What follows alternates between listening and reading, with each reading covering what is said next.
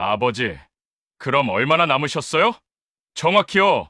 그날 장남 민수가 던진 그 질문의 차가움을 저는 아직도 잊을 수가 없습니다. 얼마나 남았느냐고요. 마치 상품의 유통기한을 묻듯 제 남은 생이 얼마냐고 물었던 그 순간을요.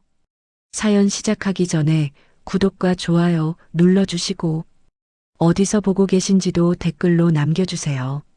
항상 시청해주시는 모든 분들께 감사드립니다. 2024년 8월 14일 오전 10시 대학병원 진료실 의자에 앉아있던 저는 담당 의사의 입에서 나온 말을 제대로 이해할 수가 없었습니다. 환자분, 췌장암 사기입니다.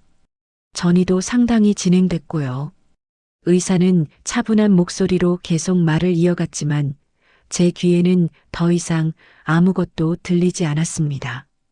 72년을 살아왔습니다. 전쟁도 겪었고 보릿고개도 넘겼고 사업 실패로 밑바닥까지 떨어졌다가 40년 동안 뼈 빠지게 일하며 다시 일어섰습니다. 그런데 이제 끝이라는 겁니까? 6개월 정도 예상하시면 됩니다. 아, 6개월이요. 이제 겨우 손주 얼굴 좀 볼만해졌는데 진료실을 나와 복도를 걷는데 다리에 힘이 하나도 들어가지 않았습니다. 벽을 짚고 겨우 화장실까지 갔고 그곳에서 한참을 서 있었습니다. 거울 속 제 얼굴은 너무나 낯설었습니다. 1시간 전까지만 해도 그저 약간 아픈 노인이었는데 지금은 죽음을 선고받은 사람이 되어 있었으니까요. 집으로 돌아오는 길. 평소 같으면 지하철을 탔겠지만 그날따라 택시를 탔습니다. 아마 제 다리가 말을 듣지 않았기 때문이겠죠. 차창 밖으로 보이는 거리는 여전히 분주했습니다. 사람들은 웃고 걷고 전화 통화를 하고 커피를 마시며 하루를 살아가고 있었습니다. 저 사람들은 알까? 저 사람들 중에도 나처럼 시한부를 선고받은 사람이 있을까? 집 앞 골목에 들어서자 30년을 살아온 낡은 다세대 주택이 보였습니다. 재개발 얘기가 나온 지 10년째지만 여전히 그대로였습니다. 현관문을 열고 들어서니 텅 빈 집이 유난히 넓어 보였습니다. 거실벽에 걸린 가족 사진이 눈에 들어왔습니다. 큰아들 민수 결혼식 때 찍은 사진, 딸 지혜가 대학 졸업할 때 찍은 사진, 막내 준영이 첫 월급 타서 사준 외식 사진. 모두 웃고 있었습니다. 그때는 모두가 소파에 털썩 주저앉았습니다. 이제 뭘 해야 하나? 가장 먼저 떠오른 건 아이들이었습니다. 어떻게 말해야 할까요? 어떻게 받아들일까요? 그리고 제 평생 모은 재산, 은행 잔고를 확인했습니다. 적금, 예금, 퇴직금을 합쳐 약 3억 8천만 원. 이 집까지 합치면 5억 정도 되겠죠. 내가 떠나면 이 돈은 어떻게 되는 거지? 머릿속이 복잡했습니다. 그때 휴대폰이 울렸습니다. 장남 민수였습니다. 아버지, 오늘 병원 검사 결과 어떻게 나왔어요? 응, 그게. 바쁘시면 나중에 전화 주세요. 저도 회의 들어가야 해서요. 뚝. 전화가 끊겼습니다. 아들은 제 대답을 듣지도 않고 전화를 끊었습니다. 아마 형식적으로 물어본 거겠죠. 회의가 바쁘겠지. 어린애도 아니고. 저는 스스로를 다독이며 휴대폰을 내려놓았습니다. 그날 저녁. 결국 저는 세 자녀에게 모두 문자를 보냈습니다. 이번 주 토요일 저녁 6시 우리 집에서 온 가족이 모였으면 좋겠다. 중요한 얘기가 있다. 답장은 빨랐습니다. 민수, 네, 알겠습니다. 지혜, 무슨 일이세요? 괜찮으신 거죠? 준영, 알겠어요. 짧고 건조했습니다. 괜찮냐고 물으면서 전화는 안 하네. 쓴웃음이 났습니다. 토요일 저녁 6시 세 자녀가 모두 도착했습니다. 장남 민수는 정장 차림이었고 딸 지혜는 피곤한 얼굴로 들어왔고 막내 준영은 늦게 도착해 미안하다는 말도 없이 자리에 앉았습니다. 저는 미리 준비해둔 삼겹살을 구우며 입을 열었습니다. 다들 바쁜데 와줘서 고맙다. 아버지, 그래서 무슨 일이세요? 민수가 먼저 물었습니다. 식사를 즐기려는 기색은 없었습니다. 빨리 용건을 말하라는 눈빛이었습니다. 저는 천천히 숨을 들이쉬고 말했습니다. 지난주에 병원에서 정밀 검사를 받았다. 세 자녀의 시선이 일제히 저에게 쏠렸습니다. 췌장암 사기다. 의사 말로는 6개월 정도 남았다고 하더구나. 순간 거실이 조용해졌습니다. 지혜가 먼저 입을 열었습니다. 아버지, 그게 무슨... 목소리가 떨렸습니다. 하지만 그 떨림이 슬픔 때문인지 충격 때문인지는 알 수 없었습니다.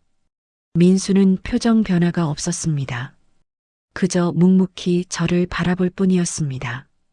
준영은 고개를 숙인 채 아무 말도 하지 않았습니다. 그래서 말이다. 저는 준비해온 말을 이어갔습니다.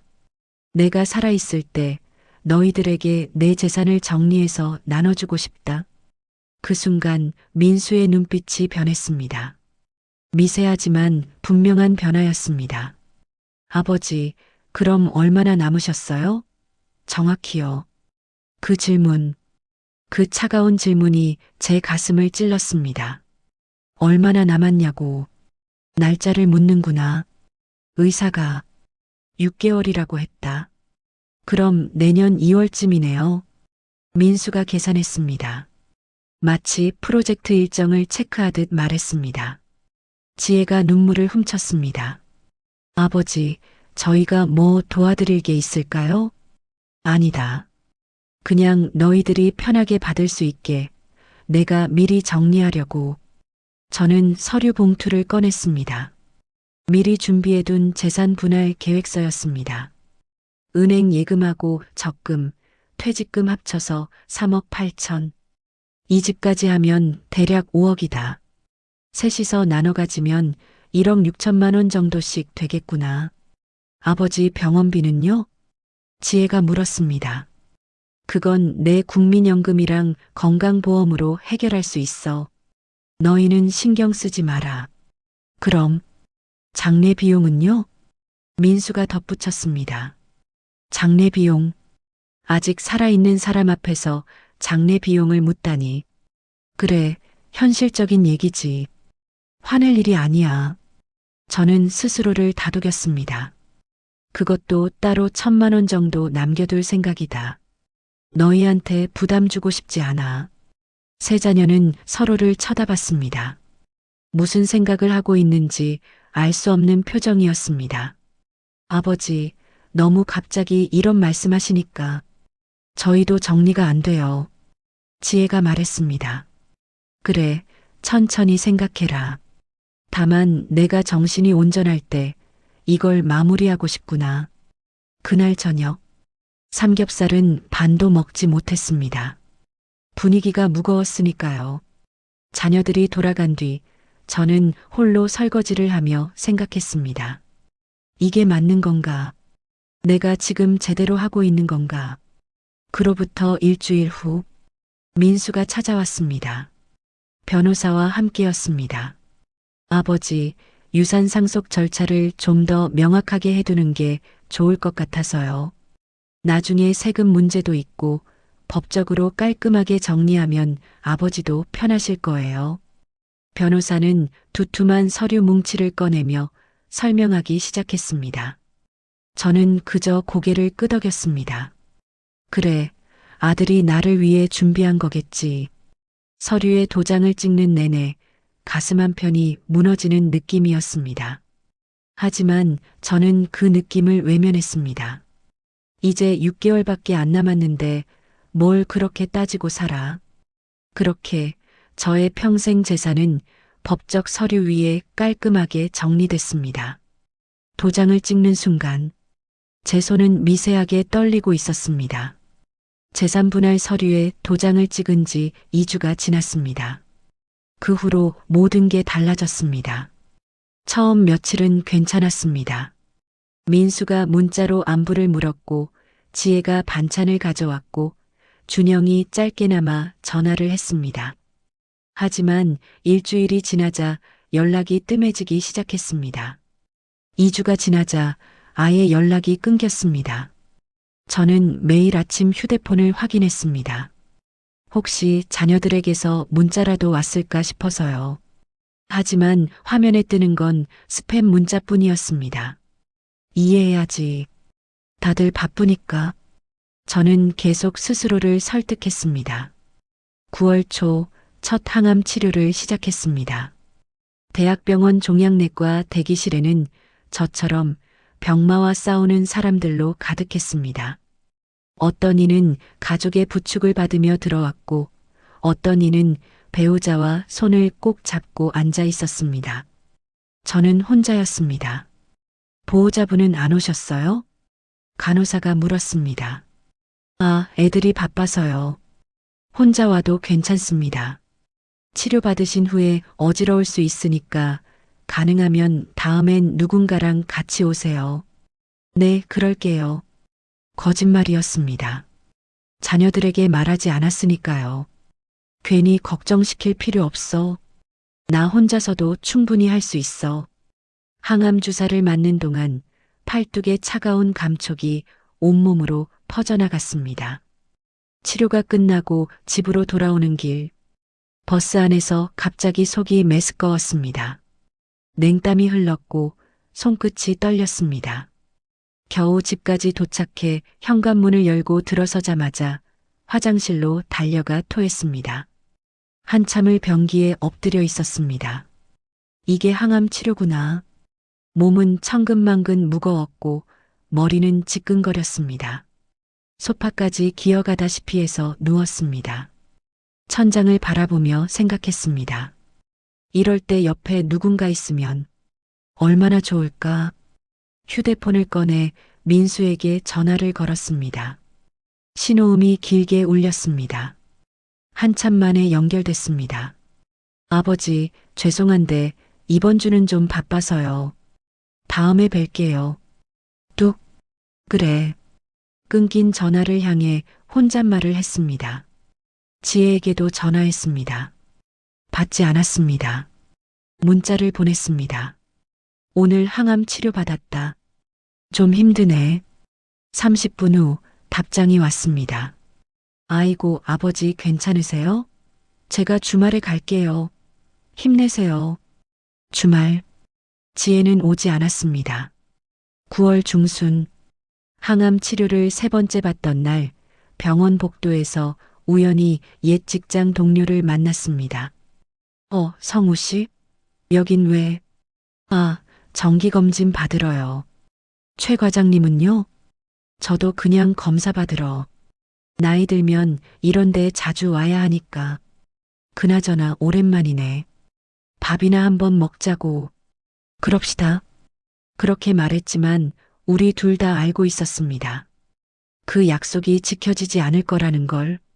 병원을 나오며 문득 깨달았습니다.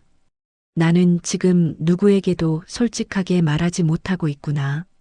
자녀들에게는 괜찮은 척했고 옛 동료에게는 정기검진이라고 거짓말했습니다. 왜 이렇게 됐을까? 어느 날 저녁, 홀로 저녁을 먹고 있는데 민수에게서 전화가 왔습니다. 반가운 마음에 얼른 받았습니다. 아버지, 저예요.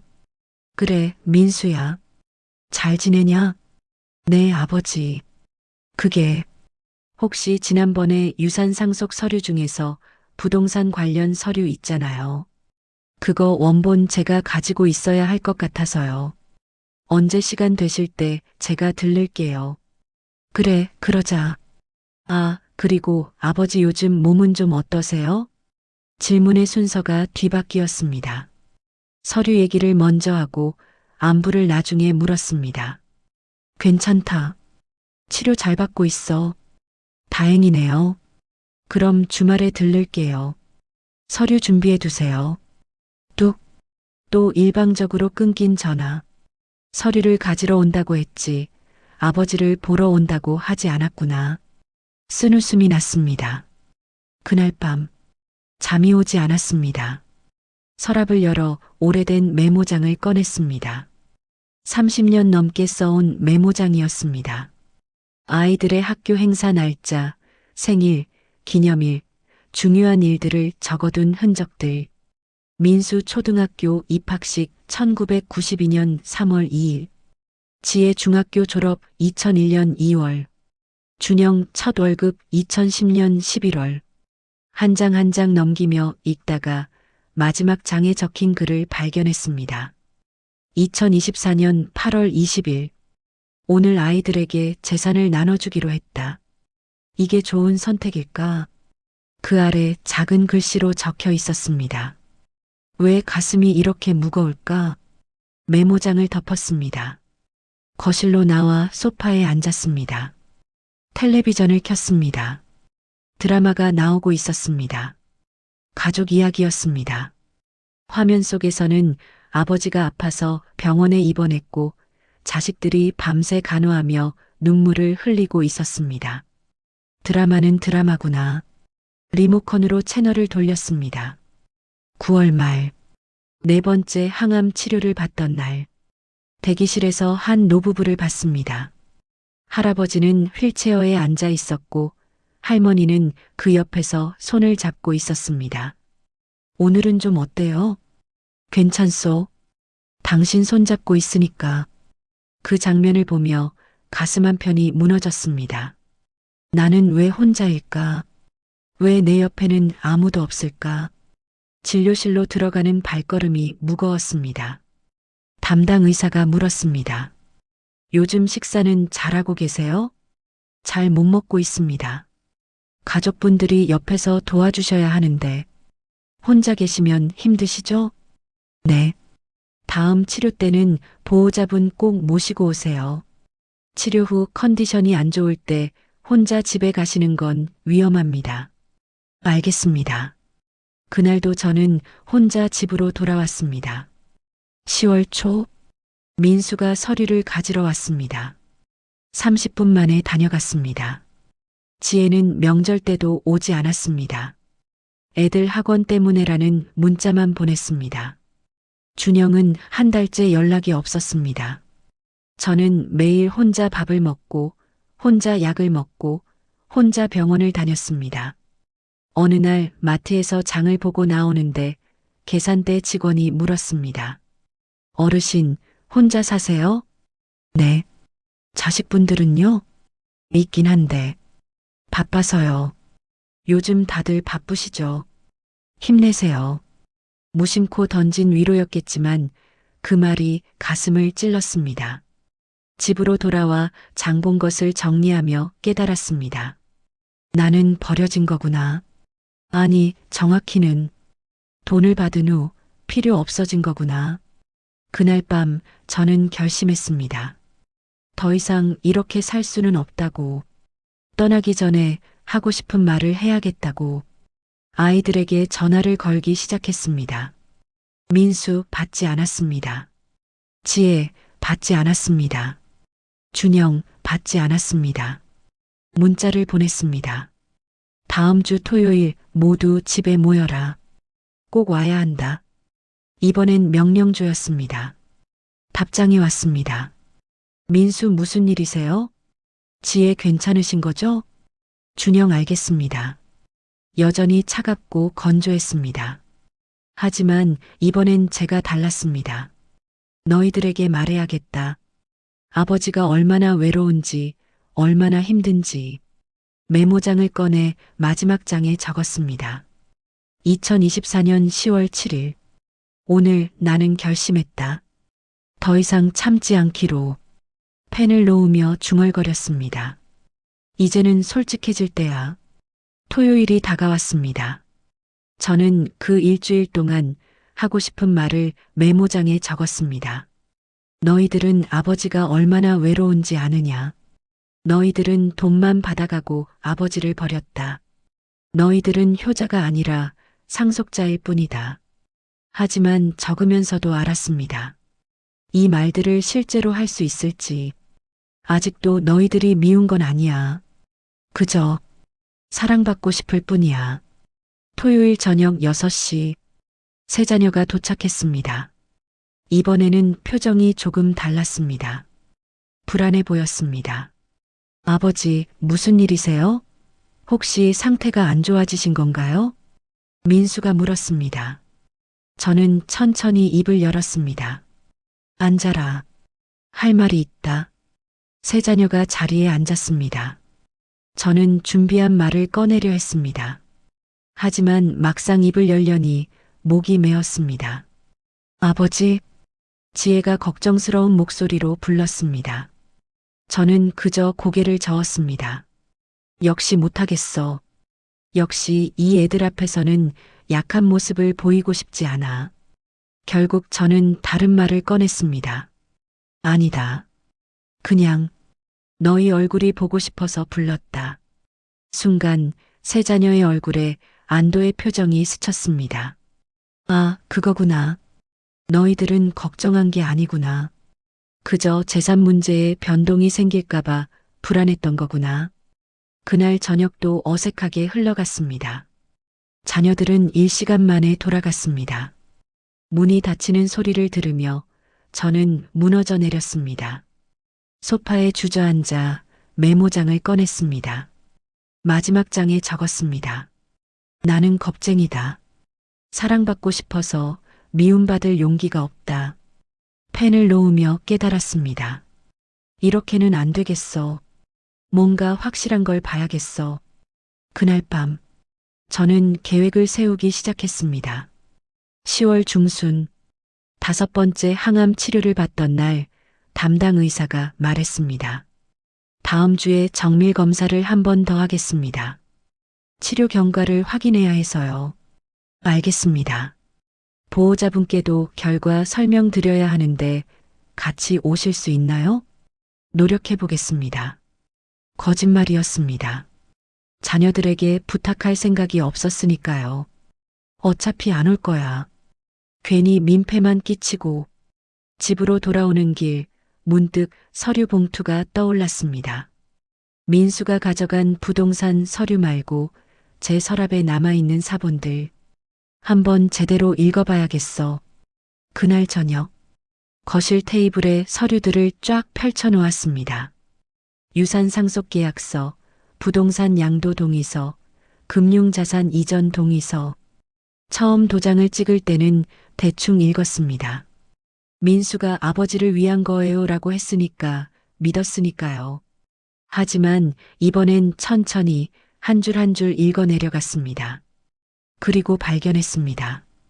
본 계약의 효력은 서명일로부터 즉시 발생하며 상속인은 피상속인의 사망 이전에도 해당 자산에 대한 처분권을 갖는다. 처분권? 다시 읽었습니다. 제가 살아있어도 자녀들이 이미 그 재산을 처분할 수 있다는 뜻이었습니다. 손끝이 차갑게 식었습니다.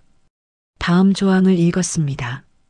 피상속인은 본 계약 체결 이후 해당 자산에 대한 임의 처분, 양도, 담보 설정 등 일체의 권리 행사를 할 수 없다. 내가 내 돈을 쓸 수 없다고? 서류를 다시 펼쳤습니다. 변호사 사무실 명함이 끼워져 있었습니다. 법무법인 정도 담당 변호사 이재훈. 그 아래 작은 글씨로 적혀 있었습니다. 상속, 증여 전문 세금 최소화 컨설팅. 세금 최소화. 갑자기 모든 퍼즐이 맞춰지는 느낌이었습니다. 민수는 제가 살아있을 때 재산을 넘겨받으면 상속세를 내지 않아도 된다는 걸 알았던 겁니다. 그리고 변호사를 통해 저의 권리까지 박탈하는 계약서를 만든 겁니다. 이걸 나한테 내 아들이 한 거야? 메모장을 꺼내 적었습니다. 2024년 10월 18일. 오늘 나는 알았다. 내가 얼마나 어리석었는지. 그날 밤 잠을 이룰 수가 없었습니다. 새벽 2시가 넘어서야 겨우 눈을 붙였는데 악몽을 꿨습니다. 꿈속에서 저는 병원 침대에 누워 있었고 자녀들은 제 주변을 빙 둘러싸고 서 있었습니다. 하지만 아무도 저를 보지 않았습니다. 그들은 서로에게만 말했습니다. 장례식은 어디서 할까? 유품은 어떻게 처리하지? 집은 빨리 팔아야 해. 저는 소리쳤습니다. 나 아직 안 죽었어. 여기 있어. 하지만 아무도 들을 수 없었습니다. 깜짝 놀라 눈을 떴습니다. 온몸이 식은땀으로 젖어 있었습니다. 꿈이구나. 하지만 그 꿈이 현실과 그리 다르지 않다는 걸 알았습니다. 다음 날 아침, 저는 결심했습니다. 직접 확인해 봐야겠어. 내 눈으로. 휴대폰을 꺼내 민수의 사무실 주소를 검색했습니다. 강남구 테헤란로. 오늘 점심때쯤 가봐야겠어. 오전 11시. 민수의 사무실 건물 앞에 도착했습니다. 15층짜리 깔끔한 오피스 빌딩이었습니다. 로비는 넓었고 대리석 바닥이 반짝였습니다. 엘리베이터를 타고 8층으로 올라갔습니다. 복도를 걷다가 유리문에 붙은 회사 이름을 봤습니다. 민수종합상사. 민수의 회사였습니다. 안에 들어가야 하나. 망설이고 있는데 유리문 너머로 민수의 모습이 보였습니다. 그는 누군가와 전화 통화를 하고 있었습니다. 표정이 어두웠습니다. 저는 복도 구석에 몸을 숨기고 지켜봤습니다. 10분쯤 지났을까 민수가 사무실 밖으로 나왔습니다. 한 남자와 함께였습니다. 정장을 입은 40대 중반쯤 돼 보이는 남자였습니다. 민수 씨, 이번 달도 힘들겠네요. 죄송합니다. 조금만 더 시간을 주십시오. 벌써 3달째입니다. 이자라도 먼저 입금해 주셔야죠. 다음 주까지 꼭 해결하겠습니다. 다음 주? 지난달에도 그렇게 말씀하셨잖아요. 민수의 목소리가 떨렸습니다. 부동산 매각이 조금만 더 빨리 진행되면. 부동산 매각? 귀를 더 기울였습니다. 그 다세대 주택 말이죠? 재개발 지역이라 시간 걸릴 텐데요. 아니, 그게 아니라 제 아버지 집인데 조만간 명의가 넘어오거든요. 아, 상속받으시는 거예요? 네, 그렇습니다. 그러면 바로 매각해서 빚을 정리하겠습니다. 순간 다리에 힘이 풀렸습니다. 제 아버지 집, 내 집 말이구나. 복도 벽에 기대어 겨우 버텼습니다. 민수는 이미 제 집을 팔 계획까지 세워둔 겁니다. 제가 살아있는 동안에, 아니, 제가 사는 그 집을. 알겠습니다. 그럼 다음 주까지 기다리죠. 하지만 그때까지도 안 되면 저희도 조치를 취할 수밖에 없습니다. 네, 명심하겠습니다. 두 사람이 엘리베이터 쪽으로 걸어갔습니다. 저는 재빨리 비상계단으로 몸을 숨겼습니다. 엘리베이터 문이 닫히는 소리가 들렸습니다. 민수가 빚을 졌구나. 그것도 엄청나게. 그리고 그 빚을 갚기 위해 제 재산이 필요했던 겁니다. 건물을 나와 근처 공원 벤치에 앉았습니다. 머릿속이 복잡했습니다. 그래도 설마 다른 애들도 그럴까? 지혜의 집 주소를 검색했습니다. 마포구 아현동. 가봐야겠어. 오후 2시 지혜의 아파트 앞에 도착했습니다. 20평대 빌라였습니다. 낡았지만 깔끔했습니다. 초인종을 누르려다가 멈췄습니다. 안에 있을까? 계단을 따라 올라가다가 2층에서 지혜의 목소리가 들렸습니다. 창문이 조금 열려 있었습니다. 여보, 진짜 아버지한테 더 받을 수 있는 거 없어? 남편의 목소리가 들렸습니다. 유산은 이미 3등분 했잖아. 더 받으려면 다른 형제들 몫을 빼앗아야 하는데. 그럼 아버지 집은? 그거라도 우리가 더 많이 받을 수 없어? 집은 나중에 팔아서 나누기로 했어. 아버지 돌아가시면. 언제 돌아가실지 모르잖아. 병원비도 많이 들 텐데 차라리 우리가 병원비 대신 내고 집을 미리 받는 게 어때? 그건 오빠들이 가만 안 있을 거야. 설득해봐. 어차피 6개월밖에 안 남았다며? 가슴이 무너졌습니다. 6개월밖에 안 남았다며.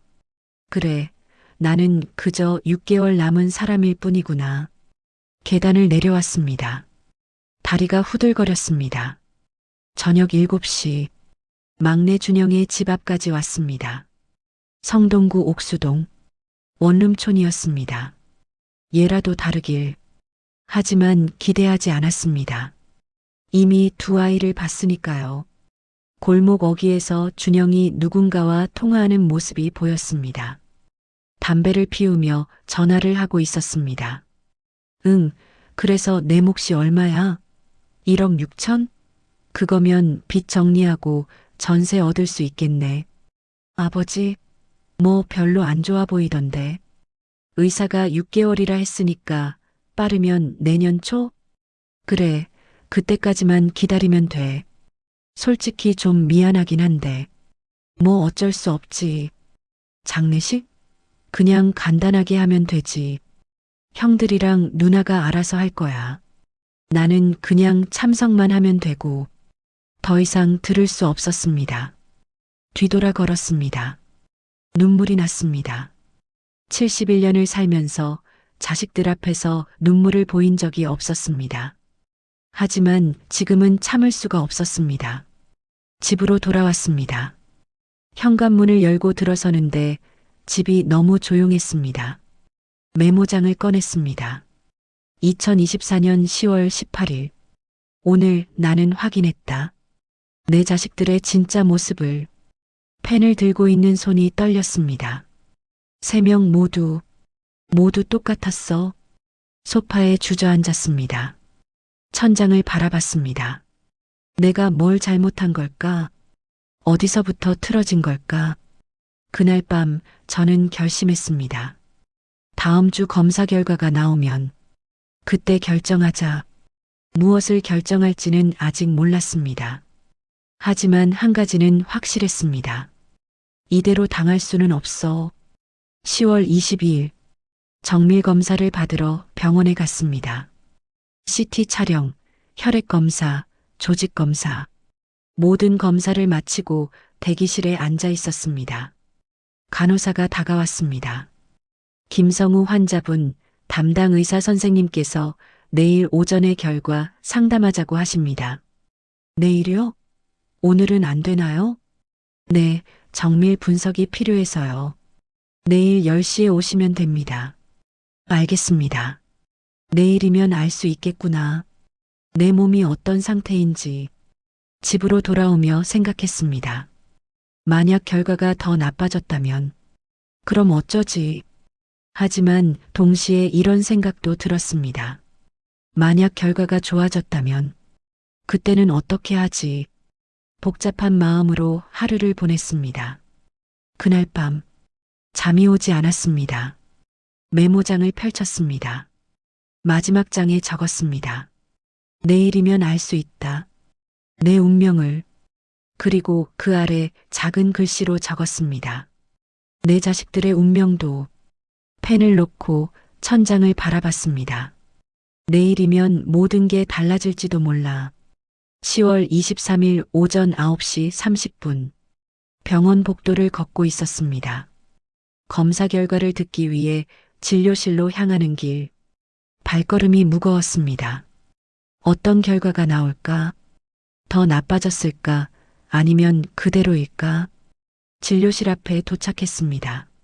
문을 열고 들어서려는데 안에서 담당 의사와 다른 의사가 대화하는 소리가 들렸습니다.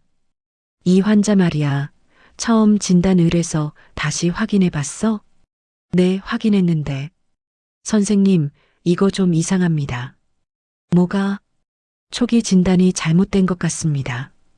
췌장암이 아니라 만성 췌장염으로 보이는데요. 심장이 멎는 것 같았습니다. 췌장암이 아니라고? 뭐? 다시 확인해봐.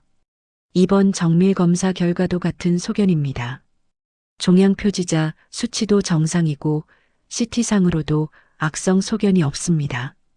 그럼 처음 진단이 오진입니다. 오진. 그 한마디가 머릿속을 휘저었습니다.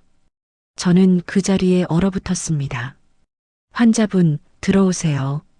간호사가 문을 열었고 저는 비틀거리며 진료실로 들어갔습니다.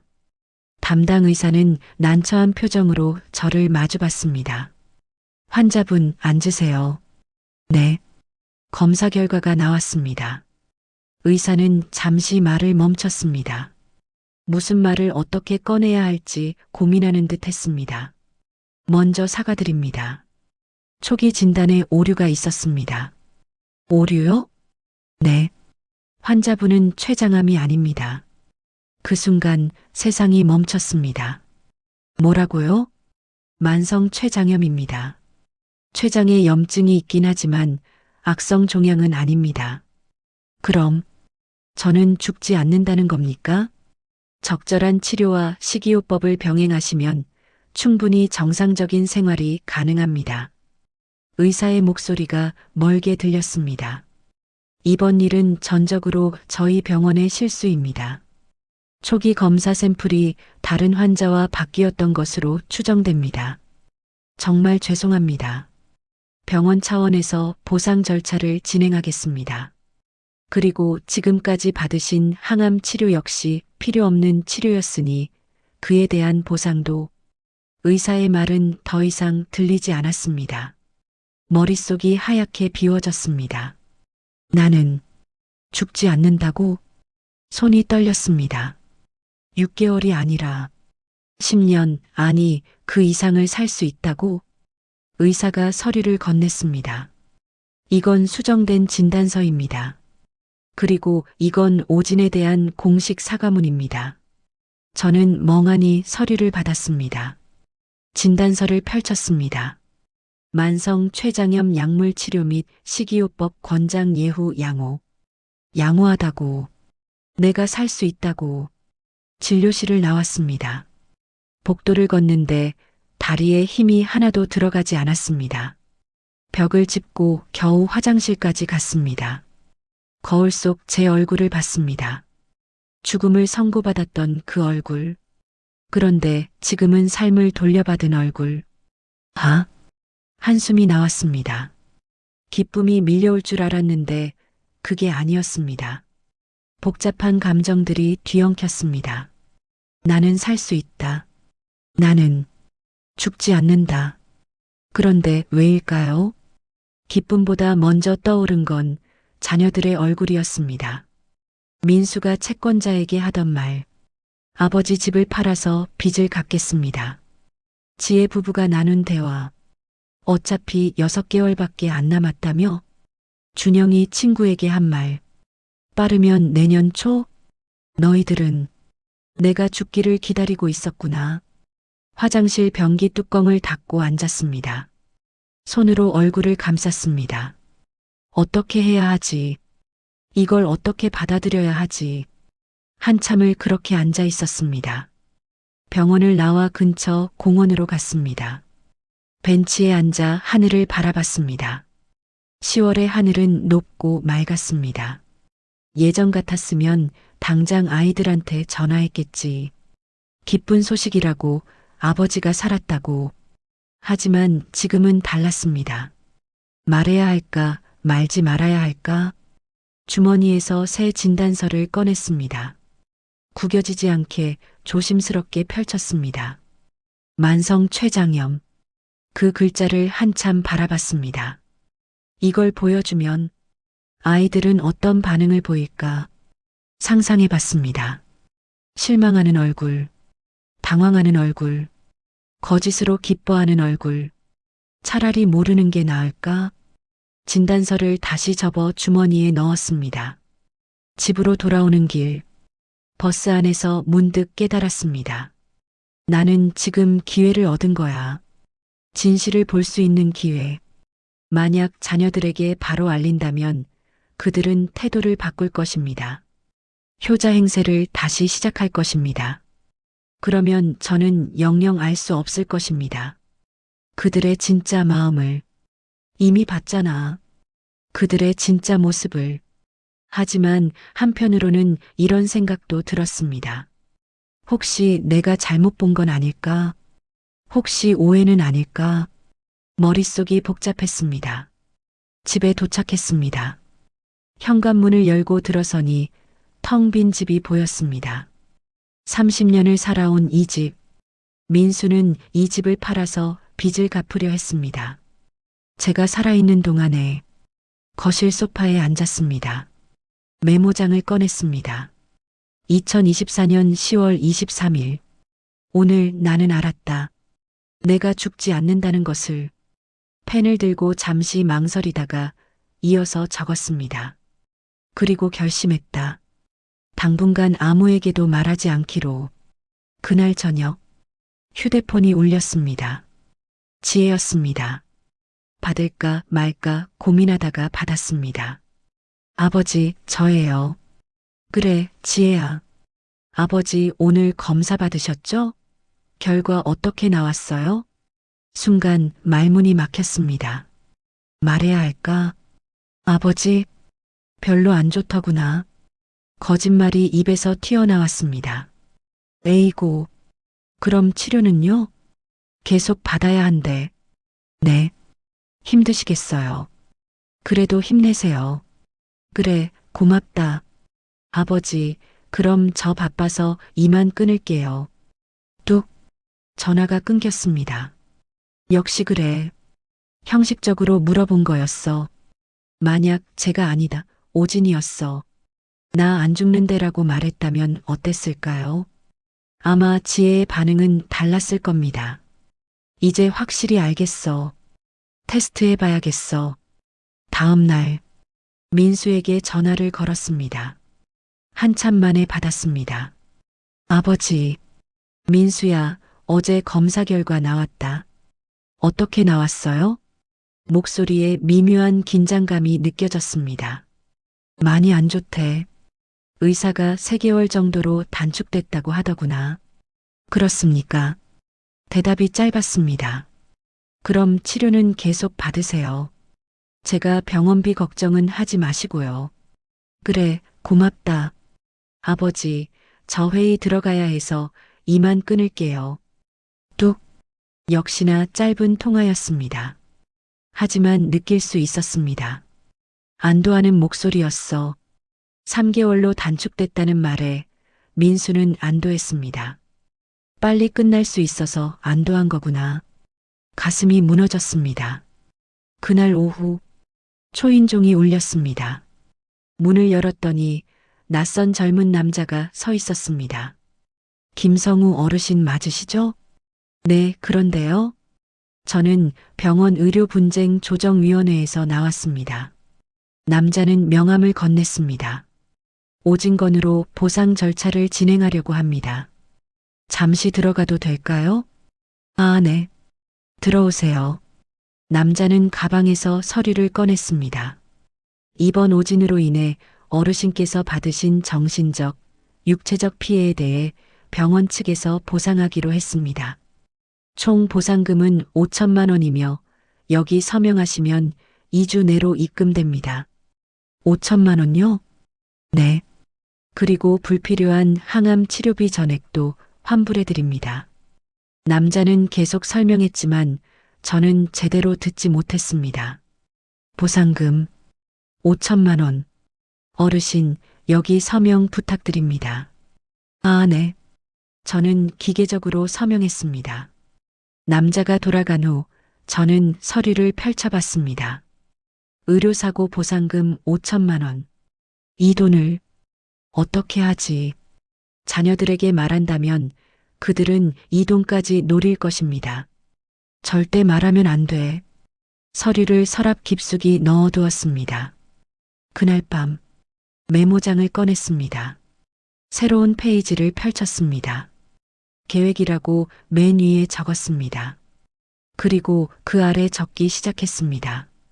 1. 당분간 자녀들에게 진실을 숨긴다. 2.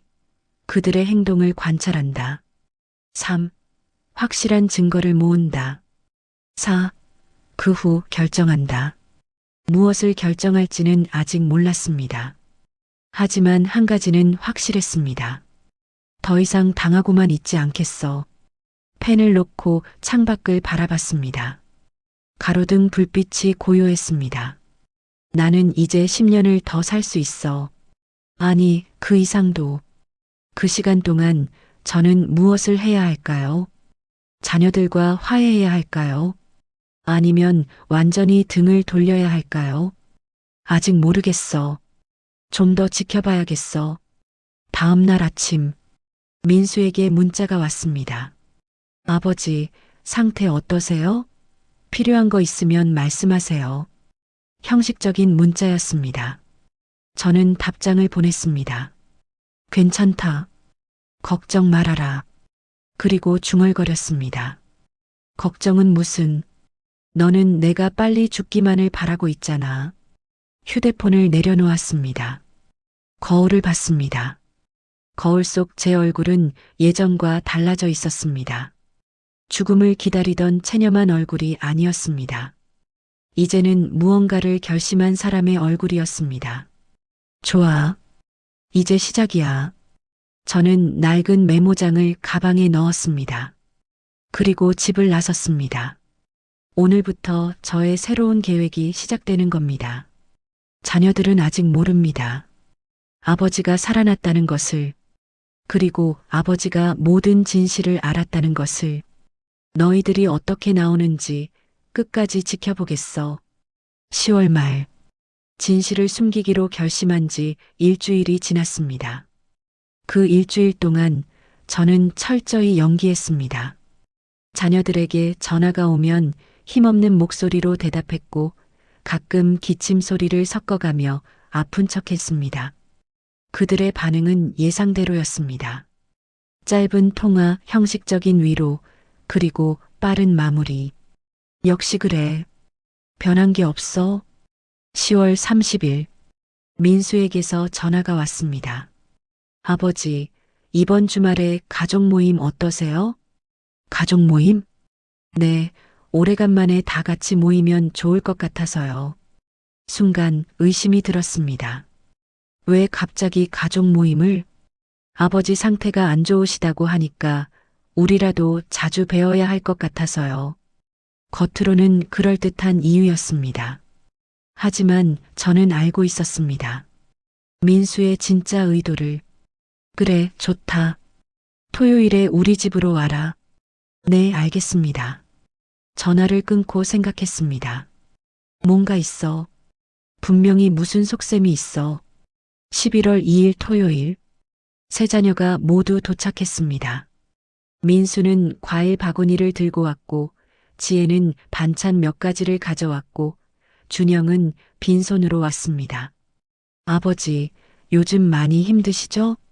민수가 물었습니다. 목소리에 걱정이 묻어났습니다. 하지만 저는 알고 있었습니다.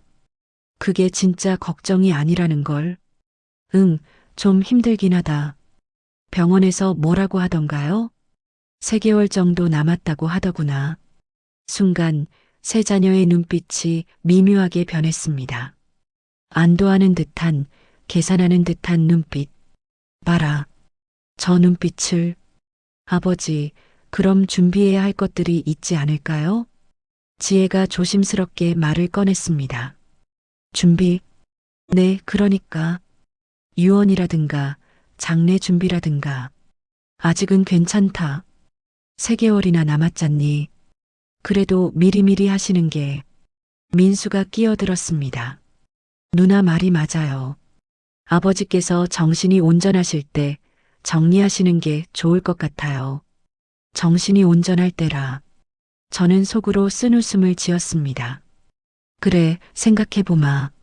아버지, 그리고 한 가지 더 여쭤볼 게 있는데요. 민수가 서류 봉투를 꺼냈습니다. 진명의 이전을 좀 더 빨리 진행하면 어떨까요? 명예 이전? 네, 지금 진행하면 증여세가 절감되거든요. 아버지께도 유리하고요. 거짓말이었습니다. 진짜 이유는 민수가 빨리 집을 팔아서 빚을 갚으려는 거였습니다. 그건 좀 더 생각해 봐야겠다. 시간이 없잖아요, 아버지. 지금 안 하시면 나중에 더 복잡해집니다. 민수의 목소리에 조급함이 묻어났습니다. 급하긴 누가 급해. 오빠 말이 맞아요, 아버지. 우리도 아버지 걱정 덜어드리려는 거예요. 지혜도 거들었습니다.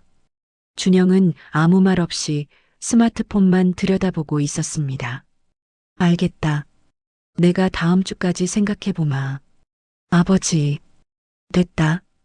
밥이나 먹자. 저는 대화를 끊었습니다.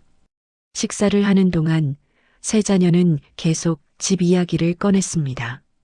아버지, 이 집 재개발되면 꽤 받을 수 있을 텐데. 그 전에 매각하는 게 나을 수도 있어요. 요즘 시세가 괜찮거든요. 저는 묵묵히 밥을 먹었습니다. 집. 온통 집 얘기뿐이네. 식사가 끝나고 자녀들이 설거지를 하며 나누는 대화가 들렸습니다. 아버지 고집이 좀 세시네.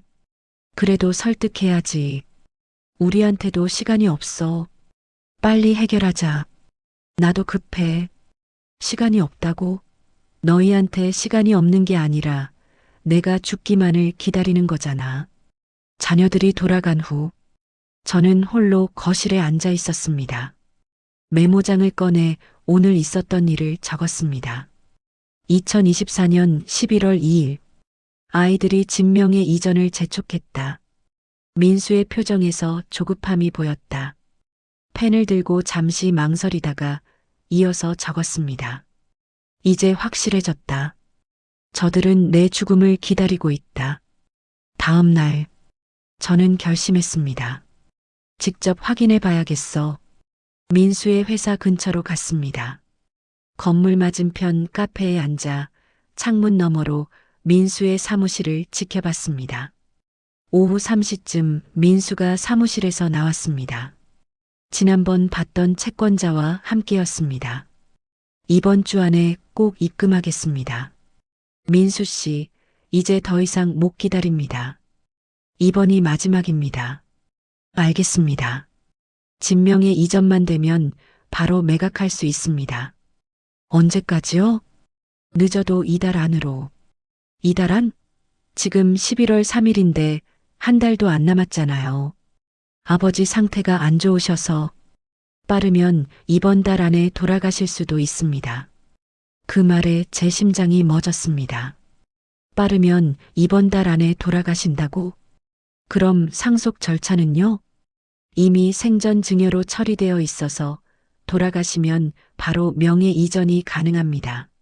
알겠습니다. 그럼 이번 달 말까지 기다리죠. 하지만 그때까지도 안 되면 법적 조치 들어갑니다. 두 사람이 헤어졌습니다. 저는 그 자리에 얼어붙어 있었습니다. 이번 달 안에 돌아가실 수도 있다고 그렇게 말하는구나. 카페 의자에 앉은 채로 한참을 움직일 수 없었습니다. 집으로 돌아오는 길에 지혜의 집 근처를 지나갔습니다. 또다시 창문 너머로 대화가 들렸습니다. 어때? 아버지 설득됐어? 아직이야. 좀 더 시간이 필요할 것 같아. 빨리 해.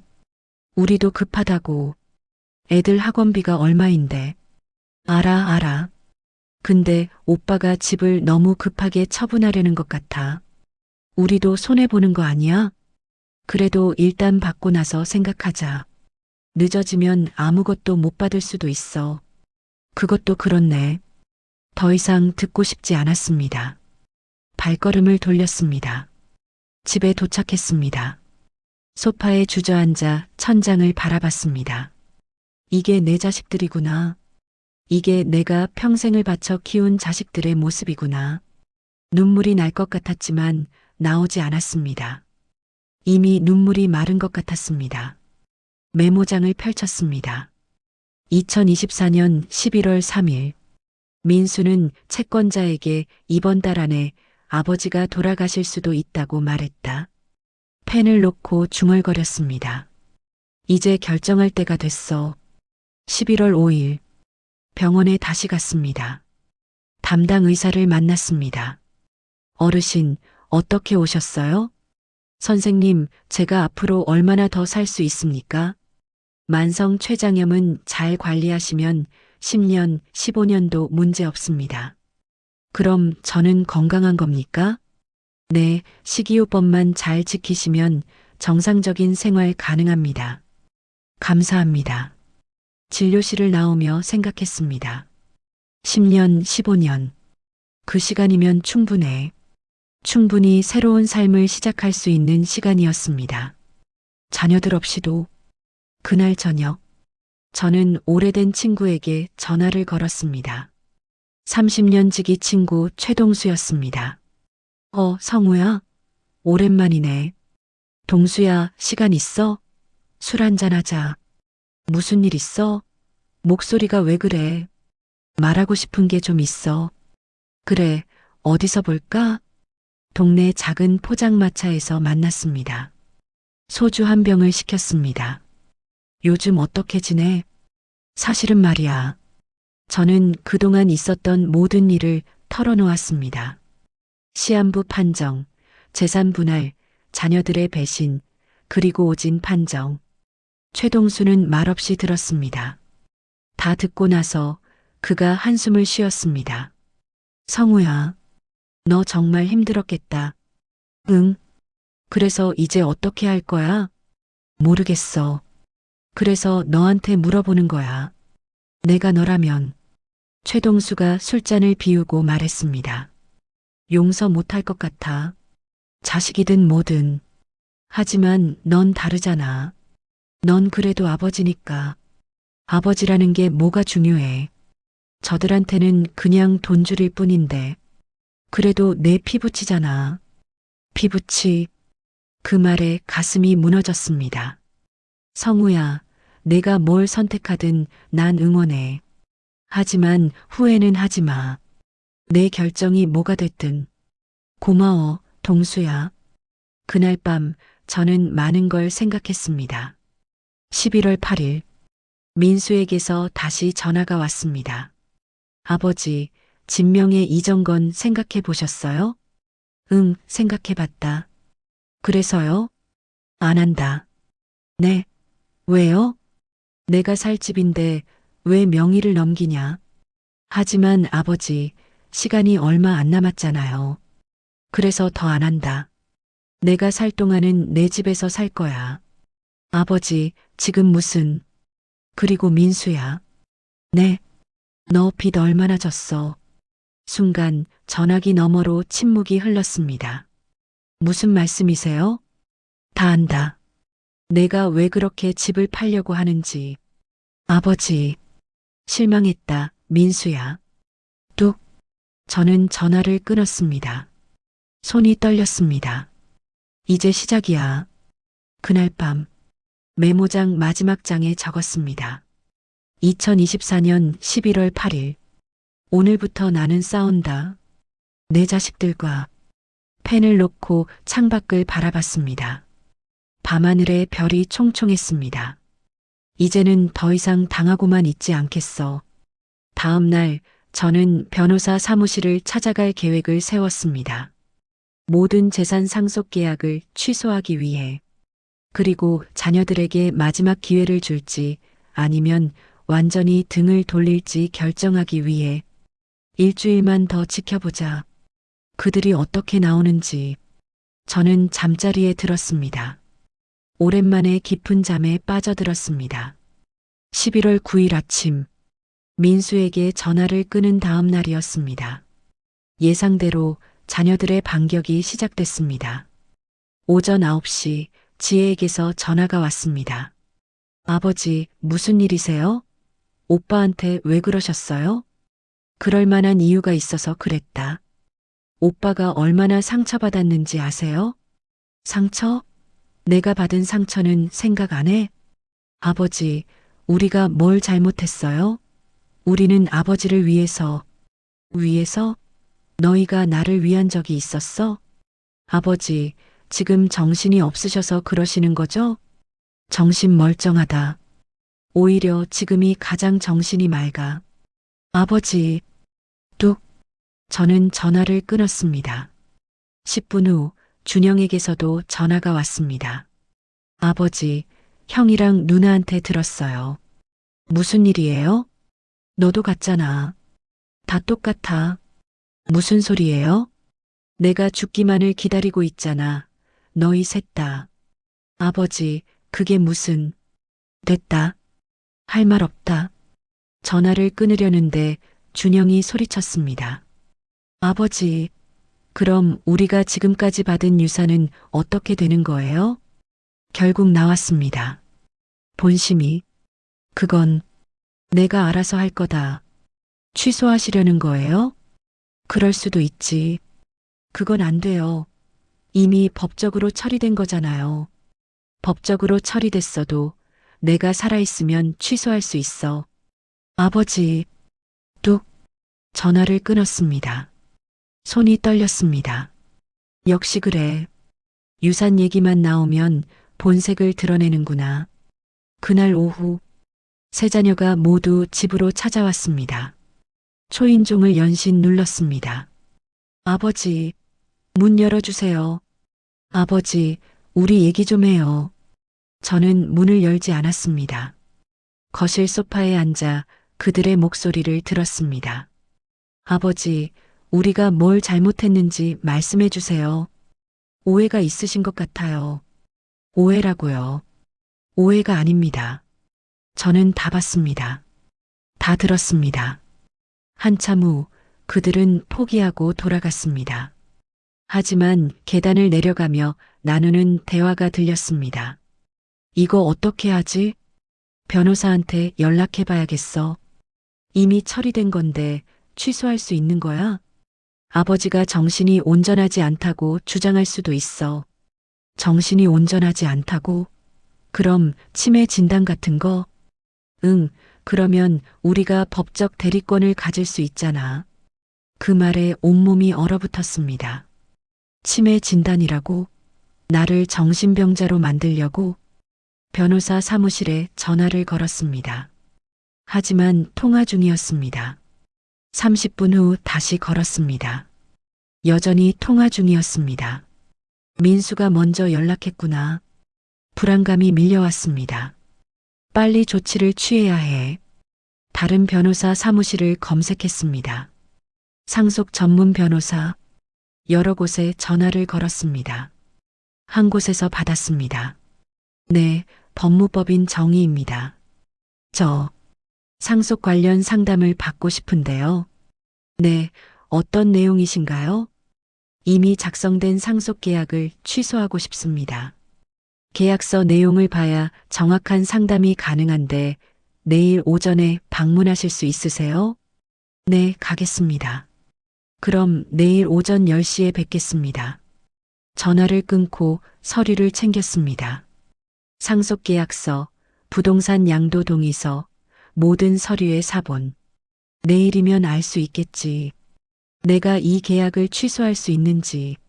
11월 10일 오전, 법무법인 정희를 찾아갔습니다. 40대 중반쯤 보이는 여성 변호사가 저를 맞이했습니다. 어르신 앉으세요. 박지혜 변호사입니다. 안녕하세요. 서류 먼저 볼까요?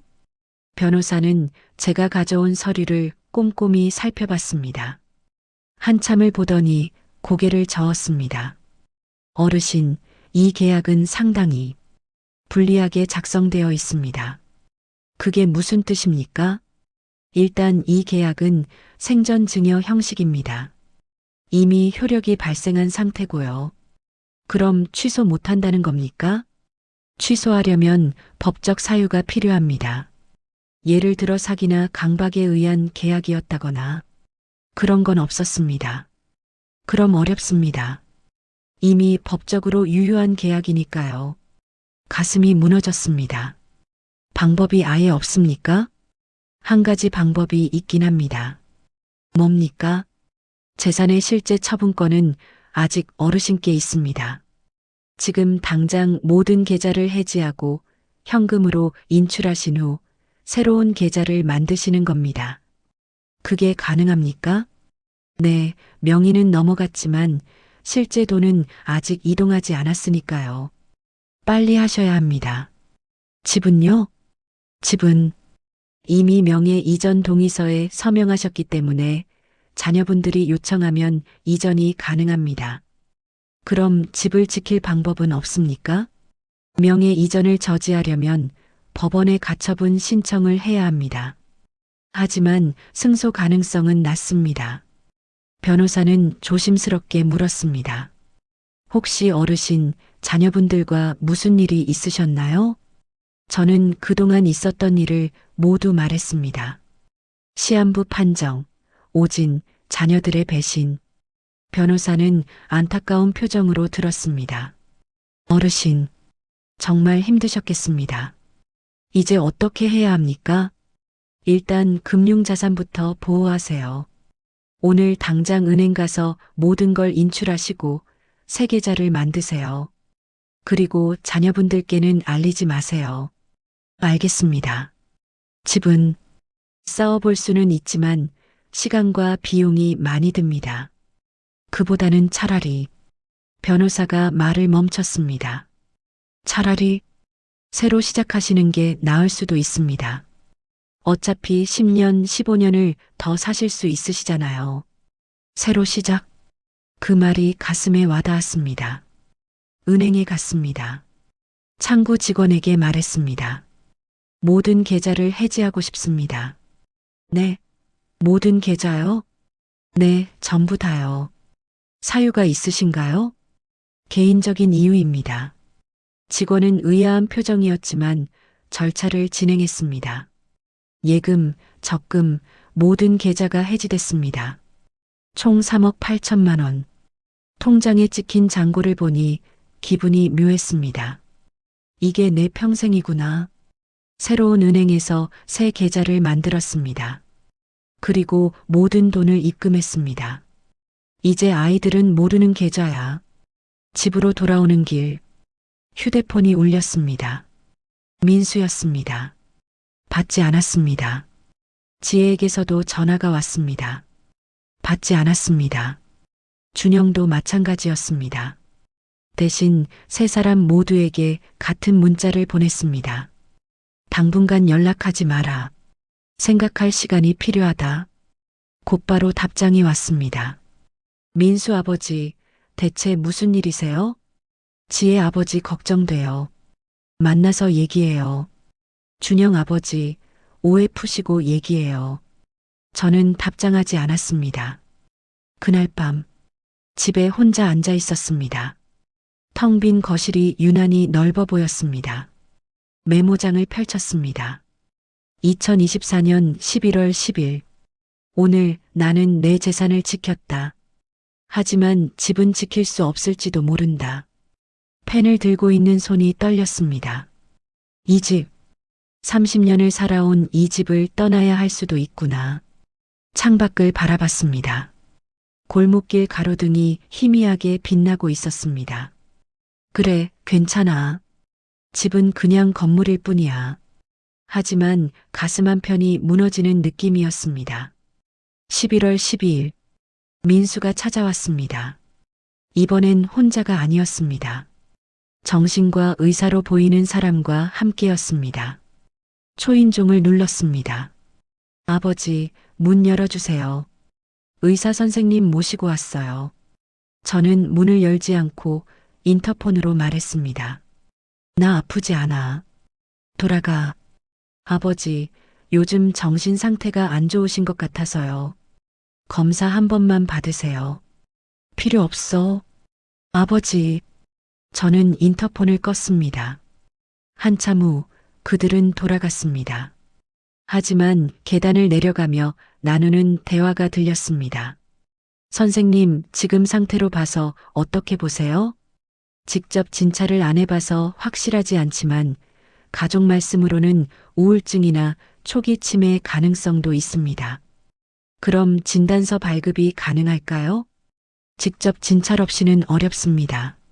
하지만 계속 이런 상태가 지속되면 법원에 정신감정을 요청할 수 있습니다. 정신감정이라고. 저는 벽에 등을 기댔습니다. 정말로 나를 정신병자로 만들려는구나. 그날 저녁, 박지혜 변호사에게 전화를 걸었습니다. 선생님, 큰일 났습니다. 무슨 일이세요? 자녀들이 정신과 의사를 데리고 왔습니다. 저를 치매 환자로 만들려고요. 예상했던 일입니다. 어르신, 지금 당장 제 사무실로 오실 수 있으세요? 지금요? 네, 빨리 대응해야 합니다. 밤 8시 변호사 사무실에 도착했습니다. 박지혜 변호사가 서류를 준비하고 있었습니다. 어르신, 이건 정신감정 거부 의사를 밝히는 문서입니다. 여기 서명해 주세요. 이게 효과가 있습니까? 최소한 시간은 벌 수 있습니다. 그리고 이건 재산 보호를 위한 신탁 계약서입니다. 신탁? 네, 어르신의 재산을 법인에 신탁하면 자녀분들이 함부로 건드릴 수 없습니다. 그렇게 하겠습니다. 서류에 서명했습니다.